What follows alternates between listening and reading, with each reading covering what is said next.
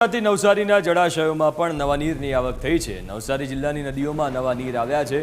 પૂર્ણા, અંબિકા, કાવેરી અને ખરેરા નદી બે કાંઠે વહેતી થઈ છે।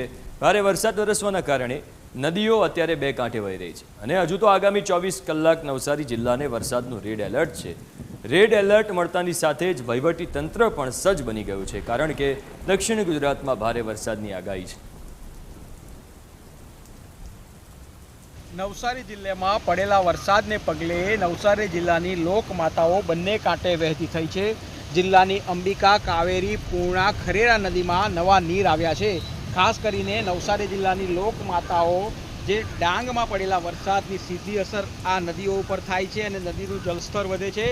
ડાંગમાં પડેલા વરસાદને કારણે નદીમાં નવા નીર આવ્યા છે અને ખાસ કરીને જો નદીઓની વાત કરવામાં આવે તો જે પૂર્ણા નદી છે તે હાલ 10 ફૂટ ઉપર વહી રહી છે। ભયજનક સપાટી એની 23 ફૂટ છે। ડાંગમાં જો વધુ વરસાદ વરસે તો આ નદીનું જળસ્તર વધવાની શક્યતાઓ રહેલી છે। ખાસ કરીને નવસારી જિલ્લામાં આગામી 24 કલાકમાં રેડ એલર્ટ આપવામાં આવ્યું છે, જેને લઈને નવસારી જિલ્લા વહીવટી તંત્ર સજ્જ બન્યું છે અને તમામ પ્રકારની જે વહીવટી તંત્ર દ્વારા તૈયારીઓ શરૂ કરી દેવામાં આવી છે। જો વધુ વરસાદ ખાબકે તો કયા પ્રકારનું આયોજન કરવું તેની તમામ તૈયારીઓ નવસારી જિલ્લા વહીવટી તંત્ર દ્વારા કરી દેવામાં આવી છે। જીગર નાયક, ન્યૂઝ કેપિટલ, નવસારી।